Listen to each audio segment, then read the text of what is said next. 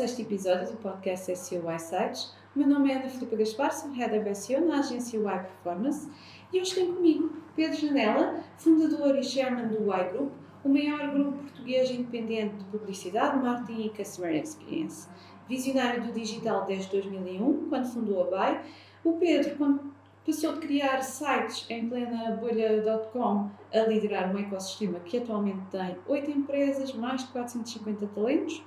Também é Business Angel, é professor universitário em várias instituições nacionais e internacionais, o ISEC, a nossa Lisbon Digital School, e tem mais de umas décadas a ajudar a crescer online marcas, produtos, serviços. Continua a olhar para o futuro, a dar masterclasses sobre inovação. E obrigada, Pedro, por teres aceito o nosso convite. Vamos a isso? Se recuarmos a 2001, quando fundaste a Buy, estamos aqui no início do iGroup e de tudo o que viria a acontecer. O termo SEO pouco ou nada significava em 2001, certo? Que oportunidade é que viste nesse mercado que estava a começar e como é que convenceste clientes e equipas a juntarem-se aqui a este projeto? Muito bem, olha, é uma excelente pergunta, em primeiro porque SEO de facto em 2001, 2002, 2003, 2004, 2005, 2006 não dizia grande coisa. O Google tinha sido fundado em 1998, até lá, como sabes, a pesquisa era feita por organização em diretórios, porque vinha com uma mentalidade do que era a lista telefónica, o que quer dizer que ajudava relativamente pouco a bilhões, digamos assim, de endereços.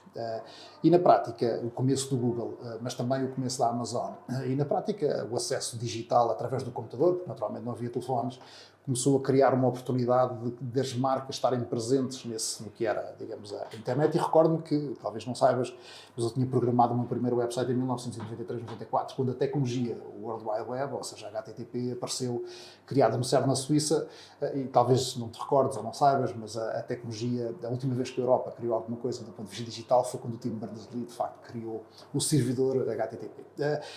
E, naturalmente, esse foi o building block que depois levou aos motores de pesquisa, mas sobretudo a compreensão que aconteceu com o LinkedIn em 2004 e com o Google em 1998, com os efeitos de rede, porque digamos que a propagação da informação e do passo-a-palavra era tão rápida em meios digitais, quem dominasse os efeitos de rede dominaria qualquer mercado digital.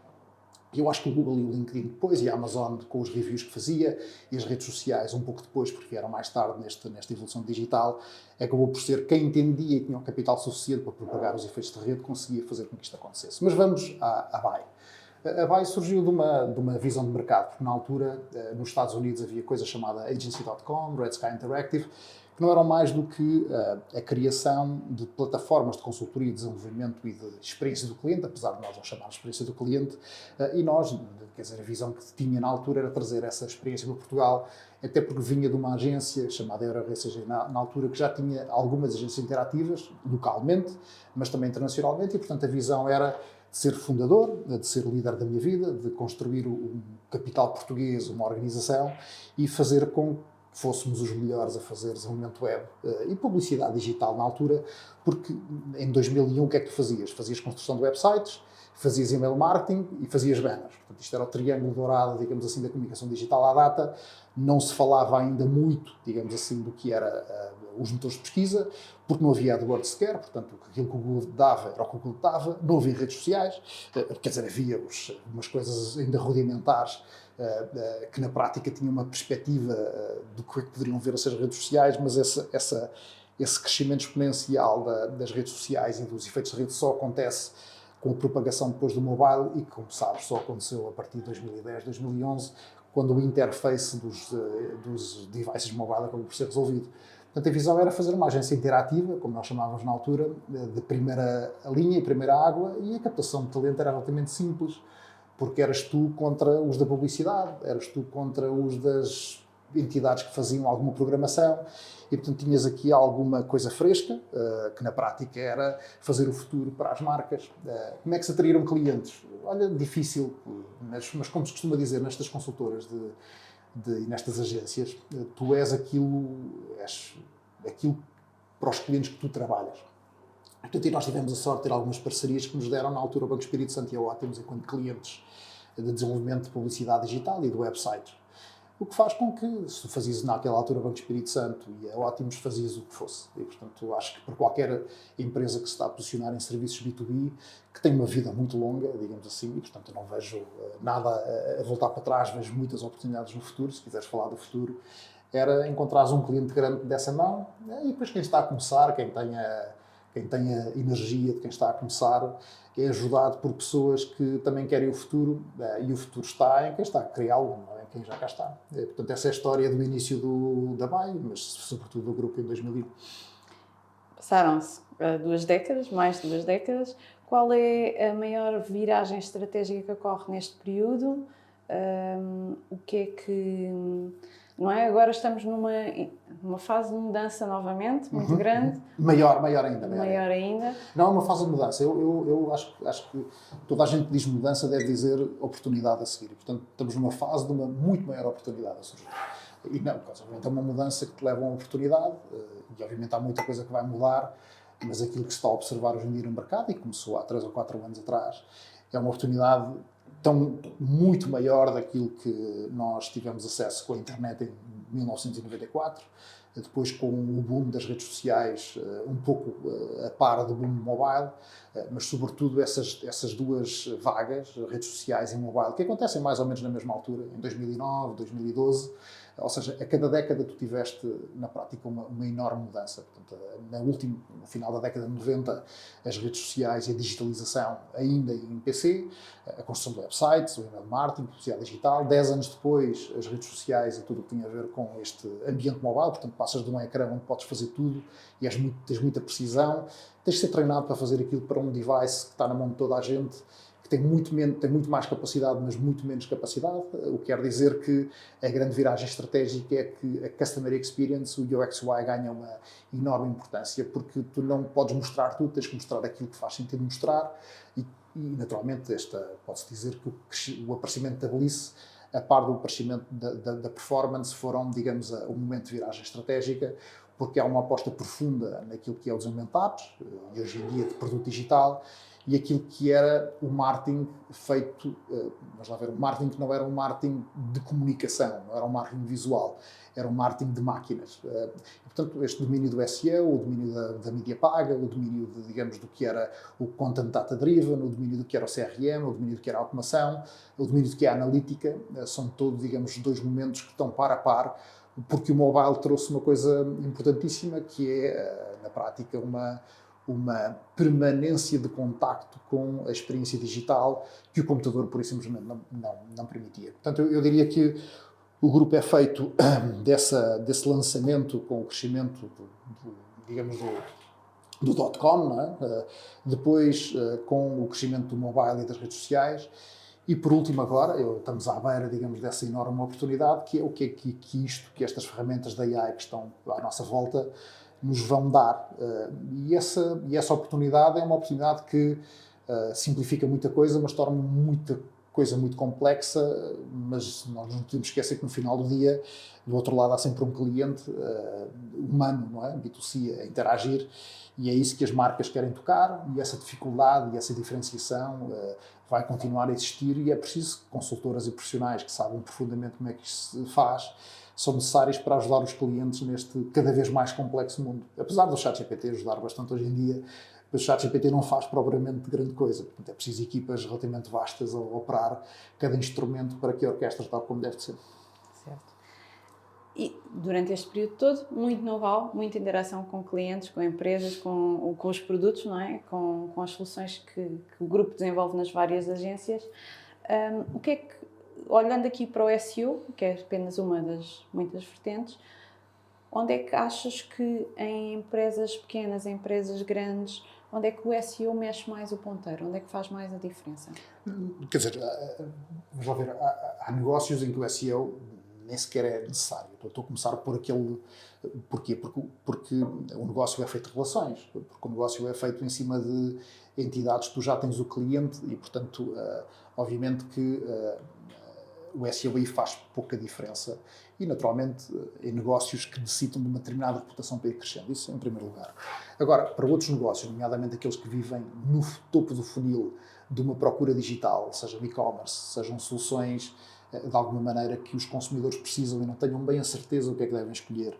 Seja também em soluções B2B a nível global, em que a pessoa procura uma coisa muito específica, sejam em entidades em que o conteúdo, na prática, é crítico para ganhar a relevância e a reputação, o SEO é absolutamente crítico. E isso começa nos seguros, vai para os serviços financeiros, vai para a saúde, vai para, na prática, até pedimos, no imobiliário, vai para tudo o que tem a ver com o domínio dos serviços de valor acrescentado. Todos esses domínios, o SEO é crítico porque, no final do dia, nós acabamos por acreditar no nosso Deus de agora, que é o motor de pesquisa. E o nosso Deus de agora, tipicamente, temos a dar uma resposta de acordo com o algoritmo do Google, que é aquilo que é mais coincidente com, ou que tem mais reputação. Recordemos que o motor do Google, que é na prática que inventou esta tecnologia, é feito por quem tem mais links para ele, entre aspas, não é? Obviamente o algoritmo tem muitas variáveis, mas esta variável é bastante importante e o número de links que eu tenho para o meu conteúdo de fora quer dizer que outros acham que eu tenho reputação. E recordar que o SEO começou por ser o que os outros dizem de nós, não aquilo que nós dizemos de nós próprios. Isto pode parecer um detalhe, mas no final do dia é algo muito importante de nós conseguirmos dar a entender que o SEO é sobretudo uma construção de reputação que tem que partir da verdade inata de nós termos essa reputação. Portanto, não se pode fingir a reputação. A reputação é muito difícil de fingir, digamos assim, para os motores de pesquisa, porque eles são muito capazes do ponto de vista tecnológico. O que faz com que todos os negócios que necessitem dessa reputação, que necessitem dessa importância, que necessitem dessa diferenciação, o SEO tem que lá estar como pedra, digamos, importante. Sobretudo em entidades que estão a começar, que não têm base de clientes, sobretudo em mercados que estão nascentes, ou, portanto, mercados que, de alguma forma, vão procurando penetrar no mercado onde essa reputação não existe. O SEO tem que ser, digamos, parte fundamental da estratégia de desenvolvimento. Agora, é algo que não vive sozinho, porque necessita ter uma plataforma digital bem feita, precisa ter uma experiência digital que seja rápida, senão o SEO não vai funcionar. Precisa ter conteúdo que esteja de acordo com aquilo que nós vendemos e que já tenha algum tempo de vida, porque senão o SEO também não vai funcionar. Tem que haver outros a falarem de nós, a dar esses backlinks para que nós possamos ter a reputação que o SEO nos vai marcar com o seu page rank de alguma forma, porque senão o SEO não vai funcionar. Temos que ter, digamos, uma perspectiva de recenticidade, de frequência e, naturalmente, de relevância, porque senão o SEO também não vai funcionar. O que quer dizer que o SEO é uma peça estratégica que deve estar meta sobre tudo isto, e meta não é por acaso, mas que tem que estar acompanhado por uma série de ferramentas que têm que ir com o mesmo grau de proficiência e de capacidade e de profissionalismo, porque senão essa ferramenta meta da SEO também não vai funcionar. Então, ou seja, no final do dia, o SEO comanda a vida, em alguns casos e em alguns mercados mais do que outros, mas sobretudo digamos, a condução estratégica das keywords, daquilo que o cliente coloca na caixa de pesquisa, seja mobile ou seja desktop, mas há uma série de building blocks, de ferramentas, de peças de Lego, que têm que estar muitíssimo bem preparadas, ou o SEO não vai funcionar. Sim. E aprofundando aí um pouco a parte, por exemplo, de uma empresa que está, ou de uma marca que está a montar o seu go-to-market, não é? Tem um produto, ainda não é conhecido, precisa desta fase da descoberta. Como é que tu vês aqui o SEO a entrar, em que momento, e como é que nesta estratégia de lançamento, não é? De rampa de lançamento, como é que se consegue provar o valor do SEO, ou que métricas é que podemos usar para Olha, é uma excelente pergunta, especialmente porque as técnicas de go-to-market, ou de continue to go-to-market, são, hoje em dia, digamos que é a palavra moderna para isto, digamos, dos processos comerciais em digital e de marketing e de marketing. E indo ao início da estratégia de go-to-market, eu costumo dizer que há uma coisa que o produto tem que tentar fazer, que é ter efeitos de rede. Ou seja, se tu não tens efeitos de rede, se não pensas primeiramente nos efeitos de rede, é relativamente difícil ter um go-to-market, pelo menos no mercado que está maduro. Ou seja, tu tens que criar alguma coisa, ter alguma ideia, ter alguma inovação, ter alguma coisa que, quando o cliente a vê, imediatamente fale a outros disto. E falar a outros disto pode querer dizer partilhar, porque partilhar, no final do dia, não é mais do que ter também um efeito de rede. Portanto, há que ter a compreensão e o domínio técnico do SEO no sentido em que o SEO vai potenciar esse efeito de rede. E, na prática, se houver efeitos de rede, o SEO vai ser enormemente potenciado. Porquê? Vamos começar a ter partilhas para o nosso site ou para o nosso produto, o que quer dizer que o SEO vai ganhar organicamente poder e reputação. Portanto, eu diria que a primeira coisa mais importante é olhar de frente para a nossa estratégia de go-to-market e tentar identificar o que é que nós lá temos que é suficientemente diferente da concorrência, suficientemente relevante para o cliente e suficientemente defensável. Defensável quer dizer que aquilo é tão bom que as pessoas vão falar daquilo, porque imediatamente vai potenciar, digamos, a comunicação do nosso produto, da nossa marca, daquilo que nós queremos dar ao mercado, e imediatamente vai também potenciar toda esta estrutura de SEO. Agora, temos que entender que o SEO faz uma coisa relativamente diferente do que é a marca. E nós temos uma marca que tipicamente não é aquilo que a pessoa coloca na tua pesquisa, e nós temos o job to be done, a necessidade. E a compreensão da necessidade inequívoca que mentalmente um utilizador coloca na tua pesquisa daquilo que quer efetivamente resolver é a estratégia crucial da SEO. Se eu não consigo identificar as diversas jornadas, o que é que a pessoa vai colocar, ou vai dizer, porque muitas vezes vai dizer, nesse momento da jornada, do que é que está à procura, e como é que isso liga à minha marca, ao meu produto, e como é que o SEO vai interligar essa dor do cliente, esse job to be done, essa pergunta, essa necessidade, e que vai ligar depois aos conteúdos que nós temos para potenciar a nossa marca com os efeitos de rede, então eu não tenho uma estratégia de go-to-market. E, portanto, a compreensão nas diversas personas que eu tenho daquilo que a pessoa quer fazer, aquilo que ela vai procurar, como é que eu construo uma estratégia de conteúdo e de efeitos de rede, é absolutamente crítica para que depois a estratégia possa funcionar. Não sei se ajudei, Ana. Bastante, porque e toca já aqui no ponto que é hoje em dia, não é? Estes jobs to be done, as pessoas já não estão a fazer só pesquisas no Google para identificar as soluções, não é? Estão já a entrar noutro tipo de plataformas, como o ChatGPT, o Perplexity, etc. Portanto, esta forma de descoberta do conteúdo, do produto, da solução, está a migrar para novas plataformas. O que é que tu vês aqui a médio prazo, não é? 2, 3 anos, o que é que vai mudar, ou o que é que está a mudar já, neste momento, e como é que as marcas se podem adaptar? Quando nós falamos de marcas, pelo menos no sentido mais lato, falamos sempre de mass market. Eu acho que no mass market não vai mudar grande coisa. Ou seja, e primeiro, porque nós temos que olhar para isto não há 2 anos, como diz o Bill Gates, mas há 10. E, portanto, quando se faz uma pergunta daqui a 2 anos, olha, em 2027 vai haver mais pesquisas no ChatGPT? Vai. Mas 90% do mercado faz pesquisa vai estar no ChatGPT? Não vai. Vai estar 5, 10. Se a ferramenta conseguir manter a sua, digamos, liderança. E que não é tácito, porque há uma diferença fundamental, já vamos à tua pergunta, há uma diferença fundamental das ferramentas na prática dos chats conversacionais, de inteligência artificial generativa. É que estas ferramentas, os efeitos de rede, ajudam, mas muito pouco. Ou seja, se o Google ganhou o mercado, isto foi o número 1, porque os efeitos de rede, digamos, as externalidades, ajudam o produto a ficar melhor a cada utilização, isso não é verdade no ChatGPT. Ajuda, mas a tecnologia ainda não chegou lá. Tu, para melhorares o algoritmo na nova versão, o algoritmo, na prática, demora-te 1 mês a treinar, as externalidades são relativamente difíceis de verificar, porque o algoritmo é uma forma matemática relativamente pequena. O que quer dizer que o output do novo algoritmo é dificilmente codificável do que é que esses efeitos de rede realmente fizeram, e é provável que façam muito pouco, porque na prática é um motor preditivo de tentar identificar aquilo que vai acontecer a seguir. Estamos a falar de tecnologias completamente distintas, uma que melhora em tempo real e outra que vai melhorando em tempo a mês, quando não é mais, porque nós não sabemos, digamos, as derrotas que estas empresas tiveram na questão de algoritmos, que são relativamente complexos e que não são passíveis de serem compreendidos pela análise matemática do seu produto, porque, para as pessoas perceberem o que aquilo faz, na prática, aquilo não é quando a gente faz uma pergunta, está a dar números, na prática, ao algoritmo, para ele matematicamente conseguir escrever que números estatisticamente deviam estar a seguir, de forma muito simplificada. Aquilo, no final do dia, é uma forma de mais vezes a dividir. Portanto, é uma forma probabilística, simples.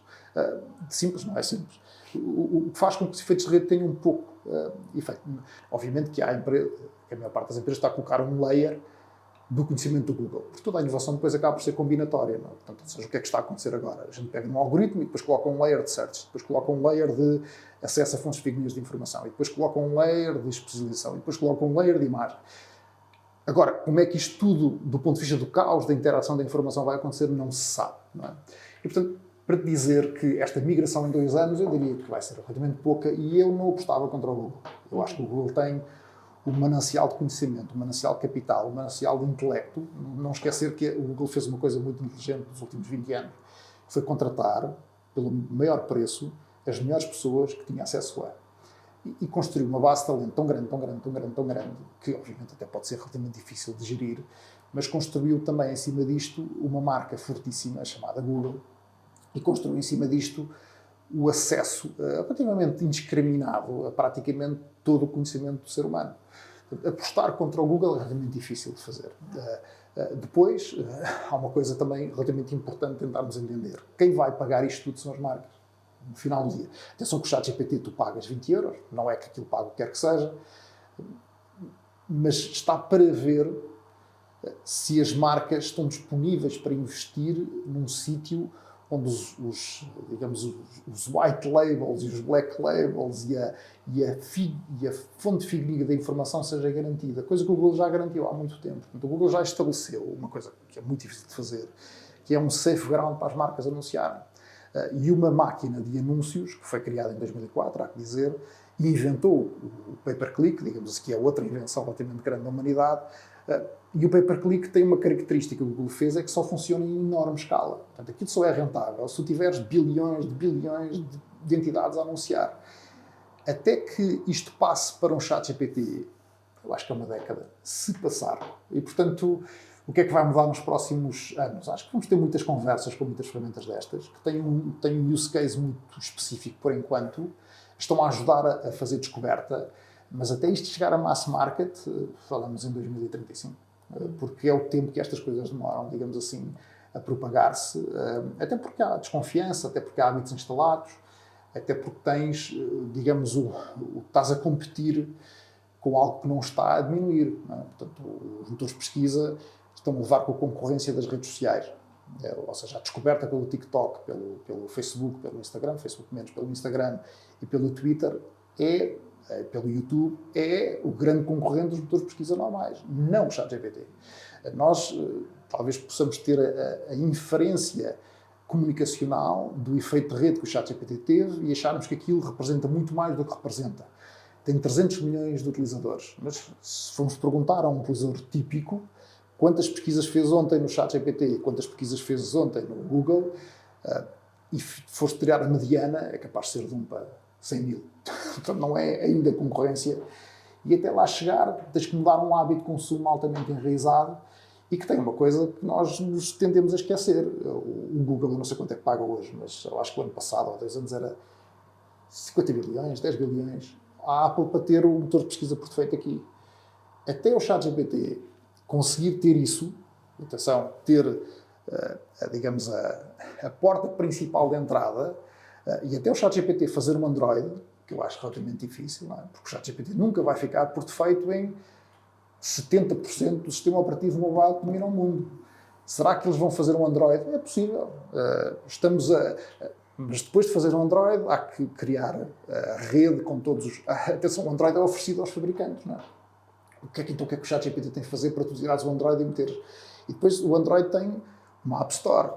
E depois o Android tem já os clientes fidelizados. Depois o Android já tem os relógios. Depois o Android já tem todo o ecossistema montado. Ou seja, destruir o ecossistema Android e o ecossistema iOS, que é mais que iOS, é toda a Apple, é uma tarefa gigante. E, portanto, eu não estou...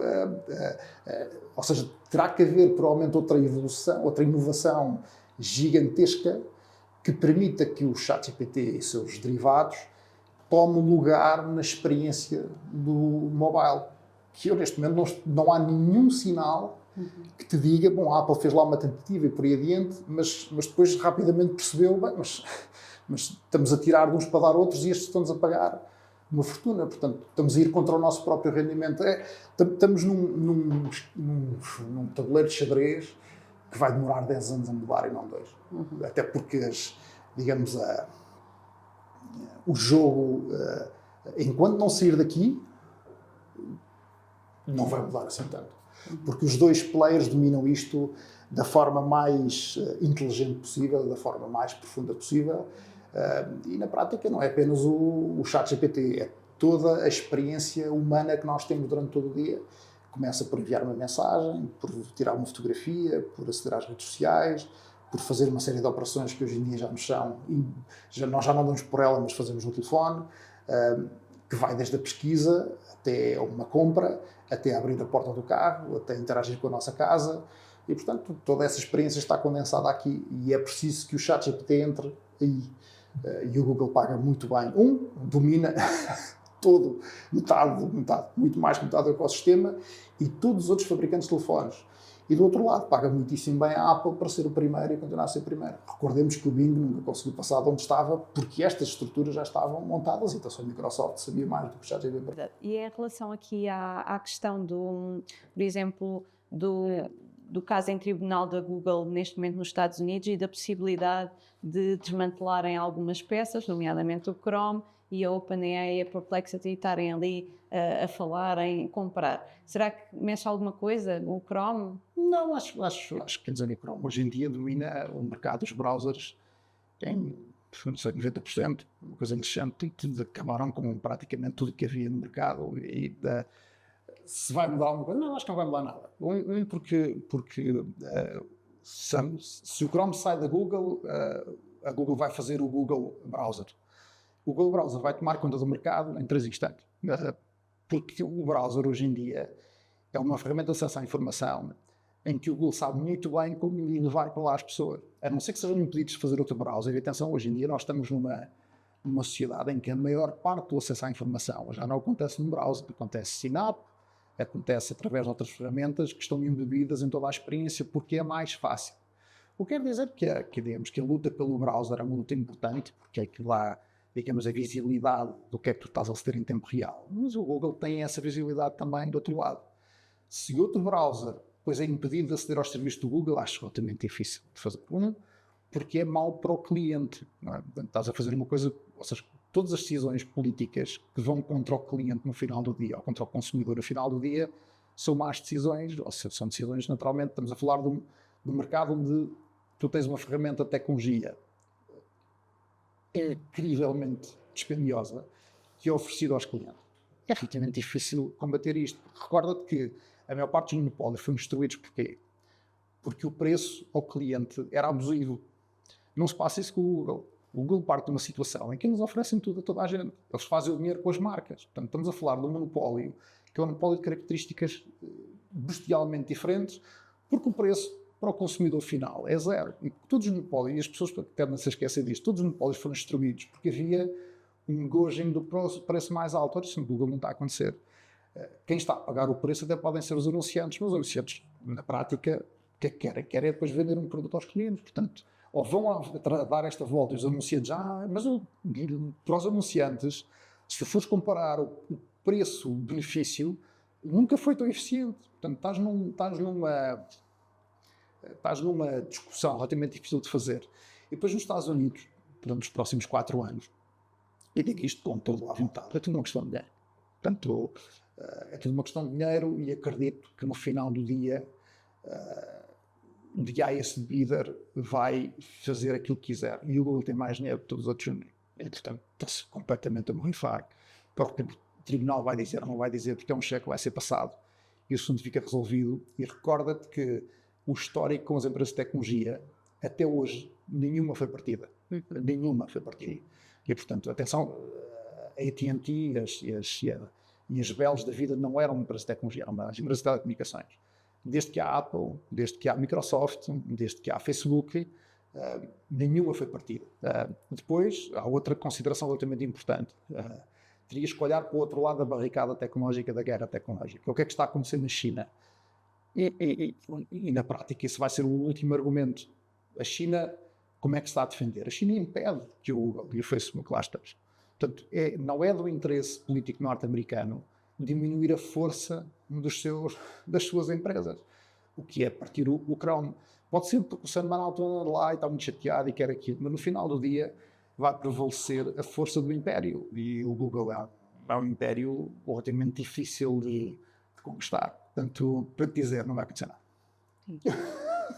É possível. Estamos de acordo. Estamos de acordo. É possível, não, é o que vai acontecer. Sim. Mas pronto, se acontecer alguma coisa, acho que o Google dá a volta, obviamente fácil. Sim. Dá a volta, obviamente fácil. A inovação faz parte também do ADN aqui do Sim. grupo. Que práticas internas, que ambiente, que cultura é que cultivas no grupo ou vieste a construir no grupo para inovar? Quer dizer, a inovação é o tema da minha formação que faço no ISEG e nas universidades. Nos sítios onde dou aulas, a única coisa que eu falo é sobre inovação. Porque é um conceito totalmente difícil de perceber. Toda a gente fala de inovação, mas depois esquece que a inovação tem 3 ou 4 coisas realmente complexas de entender. Uma, fazer algo que não é feito hoje mete medo. No final do dia, normalmente não é feito. A segunda envolve compreender o futuro. Muito difícil de compreender. E a terceira envolve alguma dose de loucura. Portanto, estás a colocar esta incompreensão do futuro, fazer algo que nunca foi feito e alguma dose de loucura faz com que a inovação seja, não é mal compreendida, mas pouco realizável ou pouco realizada. E acho que aquilo que foi feito aqui no grupo, e obviamente muitas vezes mal, outras vezes melhor, às vezes bem, foi fazer 3 coisas. Uma, procurar, digamos, pessoas que estão a construir ou têm essa perspectiva de futuro. Entendem aquilo que vai. E, pelo menos estão mais focadas nas ferramentas que estão a aparecer agora, que são do presente e não do passado. Isso é a primeira coisa. A segunda, dar-lhes total liberdade. Portanto, estão aqui os meios, há aqui, digamos, um objeto, neste domínio do que nós fazemos, os serviços altamente profissionais que melhoram a competitividade das empresas dos nossos clientes, no serviço de colocar as marcas mais facilmente nos seus clientes, e vão em frente procurar projetos que lhes divertam, que queiram fazer. Portanto, é uma forma relativamente fácil, porque dá-te a capacidade de uma pessoa que tem uma compreensão do futuro, é tecnicamente muito boa, tem a liberdade e o espaço para fazer aquilo que gosta de fazer. E para fazer uma coisa que nunca fez e que na prática não está, digamos, numa cogwheel, numa empresa qualquer. E pronto, isso foi feito com todas as empresas que foram criadas. Houve umas que não foram bem-sucedidas, e normalmente não foram bem-sucedidas, e as razões são sempre as mesmas. Mas uma era uma coisa do passado. 2 não estavam lá, 1 ou 2 pessoas que sabiam fazer aqui. 3, se calhar estavam um pouco desalinhadas daquilo que é o nosso setor de serviços. Todas as outras que vieram com esta perspectiva, performance, Bliss, e que vieram com esta perspectiva de tirar um pouco do futuro, com pessoas que estavam a começar nessa altura, acabaram por se ingrar e por vingar num mercado muito difícil. Não costumo brincar, não brincando. Se tivéssemos todos nascido num mercado maior, se calhar a empresa não eram 450 pessoas, eram 4.500. A dimensão do mercado, isto é uma desculpa, não é? Do fracasso mas a dimensão do mercado tem este problema, não é? Só podes nadar 100 metros, porque a piscina só tem 100 metros. Se a piscina fosse de 1 quilómetro, nadavas 1 quilómetro. E portanto, isso vais lá para fora é difícil, porque os negócios de serviços profissionais têm uma coisa que as pessoas não compreendem, sendo uma reputação profissional e relações altamente profundas entre 2 pessoas que te reconhecem a competência. Isso demora muitos anos a fazer. Ou andas na escola com as pessoas, ou a reputação foi criada profissionalmente no teu mercado e a mensagem foi passando, mal ou bem. Eu acho que mal. A nossa reputação nunca saltou fronteiras. Nós também nunca conseguimos comprar empresas que não temos dimensão económica para comprar lá fora. Fizemos muitas tentativas nessa internacionalização e temos 30% do nosso negócio está fora daqui, mas talvez seja aquilo que mais me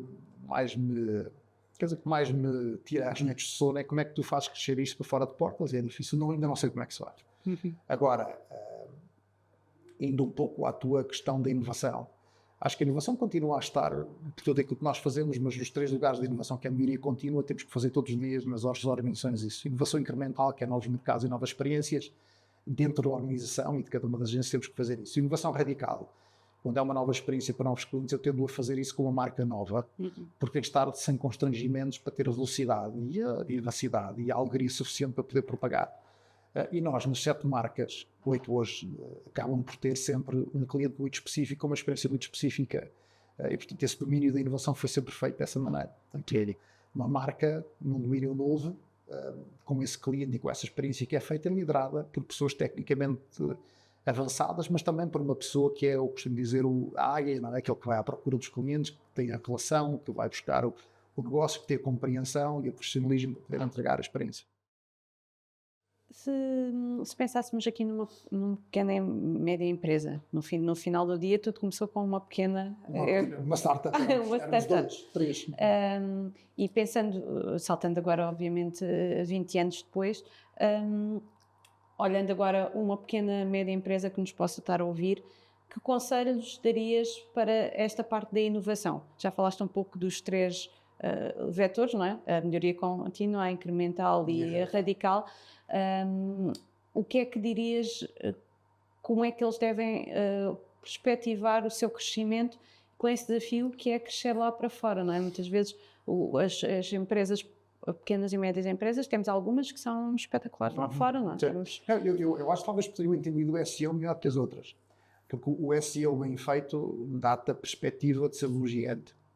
Talvez uma coisa que nós nunca fizemos aqui, em Casa de Ferreiros, que eu costumo dizer, mas o que é um facto é que um SEO bem feito para uma pequena e média empresa portuguesa que entende o SEO à escala europeia ou global, dá-te a capacidade de competir à escala europeia e global, porque o SEO bem feito também, entre aspas, dá-te uma reputação maior do que tu próprio. E no final do dia, as verdades futuras é aquilo que nós devemos fazer, ou seja, o que é que nós queremos parecer, porque é a nossa ambição de chegar.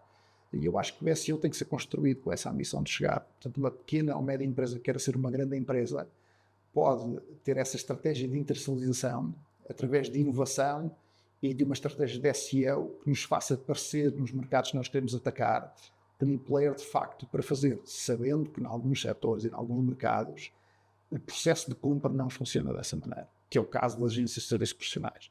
É diferente. E, portanto, ou seja, tens que observar quais é que são as primitivas de acesso aos serviços. E pronto, e estar nesse top 3, top 4, tu nos serviços profissionais, o que tu não queres fazer é competir por preço. Competir por preço vai fazer com que tu não tenhas melhores profissionais, logo acabas por não conseguir competir com os melhores clientes que estão dispostos a pagar os melhores profissionais. Que em Portugal é sempre um tema, porque obviamente é um mercado onde é difícil criar muito valor, mas não sei se estou a ajudar. Ótimo. Vamos chegar aqui ao final, porque o tempo já passou a voar e foram aqui muitas ideias, mas olhando para o futuro e colando aqui esta ideia dos profissionais, o futuro do marketing, o futuro do trabalho, que competências vês que os profissionais desta área têm que continuar a desenvolver, ou aprofundar, ou fazer até um reskill, não é? Quer dizer, eu acho que isso também não mudou nada. Não? Eu acho que hoje em dia, se não passas a uma hora do teu dia, posso exagerar mais ou menos, a ler sobre aquilo que vem, já estás a fazer mal. Se tu não passas uma hora por dia a bater com a cabeça no ChatGPT, ou no Claude, ou no Perplexity, também já estás a fazer mal. Se tu não passas uma hora por dia a colocar em causa aquilo que tu sabes e aquilo que há de vir, se calhar não estás a fazer mal. E eu acho que isso não é diferente. A única coisa que há de diferente é que tens aqui uma ferramenta que concorda sempre contigo. Estou a brincar. Não? As ferramentas hoje para captarem mercado são simpáticas, eles não querem ser antipáticos. Portanto, coitadinho, tens razão, e depois não tens, mas tens, enganei-me. Tens ferramentas muito úteis no trabalho contigo, o que é uma estratégia tudo espetacular.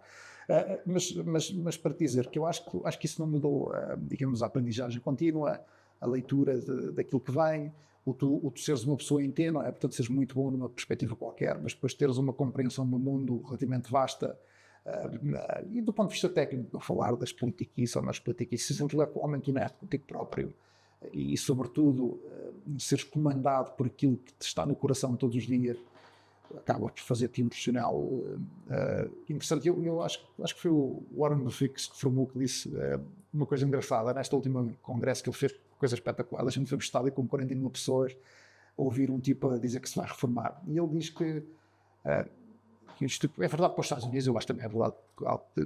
É relativamente fácil a pessoas espertas que leem e que põem em causa e que estudam e que tenham energia não vencerem. Portanto, qualquer profissional que seja esperto, e esperto quer dizer que está disposto a aprender e que tenha energia para construir, é muito difícil não vencer. Porque o mercado tem tão pouca gente no mercado, tão parque de talento, basicamente foi-se tudo embora, não é? Que é muito bem, pelo menos aqui, não vencer. E lá fora também, porque estas coisas que nós fazemos, dão muito trabalho a fazer, vão continuar a dar muito trabalho a fazer. Porque esse muito trabalho exige que as pessoas que o fazem tenham características de resiliência e de redução de problemas relativamente grandes. O ChatGPT não faz tudo só por escrever um botão. Não estamos aí, talvez daqui a 20 anos ou daqui a 10 anos, não estamos aí. E depois nós esquecemos que os projetos de comunicação, de marketing e tecnologia envolvem uma coisa relativamente engraçada, que é muito difícil de compreender, que é a interação entre muita gente. Ora, a interação entre muita gente, que são seres humanos, é relativamente difícil de dominar sem ser cara a cara, num Zoom, num Teams, e os bons projetos são feitos com raça, com vivacidade, com altos e baixos, com ganas, com raiva, com problemas. Tipicamente, as máquinas fazem tudo muito direitinho, probabilisticamente exato. E a maior parte das grandes vitórias, dos grandes processos, não são feitos com tudo direitinho, com passo a passo. São feitos nesta guerra de emoções, porque depois a guerra de emoções é que dá a inovação e a diferença. Porque é aí que está o valor das marcas na criatividade, do produto inovador, da coisa que nunca foi feita, do profissional que vai mais longe do que aquilo que os outros todos têm acesso. E esta diferença entre quem vence é aquilo que vai mais longe ou que os outros todos têm acesso. Aquilo que aconteceu é que tu estás a partir de um standard muito mais elevado. Mas vai sempre haver aquele que vai fazer mais do que a máquina que faz. E tu vais ter cada vez mais a derrota do preguiçoso e a vitória do que trabalha. Sopa, na minha vida.